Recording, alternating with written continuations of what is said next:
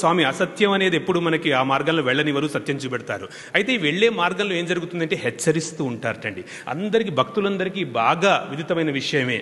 స్వామిని భావిస్తూ ఉంటాము, స్వామి గురించి ఆలోచిస్తూ ఉంటాము, ఒక పని చేస్తూ ఉంటాము. ఆ పని చేస్తున్నప్పుడు ఎక్కడో ఒక తప్పటడుగు పడుతూ ఉంటుంది, ఒక తప్పు చేస్తూ ఉండొచ్చు, ఒక భావం ఎటో వెళ్ళొచ్చు. వెళ్ళినప్పుడు సడన్గా గమనిస్తారు, మీరు గనక స్వామి మార్గంలో ఉండి స్వామి గురించి ఆలోచిస్తూ ఉంటే ఏదో ఒక విషయం జరిగి స్వామి మీ అటెన్షన్ మాత్రం తీసుకుని తప్పకుండా ఒకటే హెచ్చరిస్తారు, ఏంటంటే ఇది చెయ్యొద్దు, ఇది మార్గం కాదు. అంటే గురువు ఏం చేస్తున్నారంటే సత్య మార్గం చూపెట్టడమే కాకుండా మనతో పాటు ప్రయాణం చేస్తున్నారు.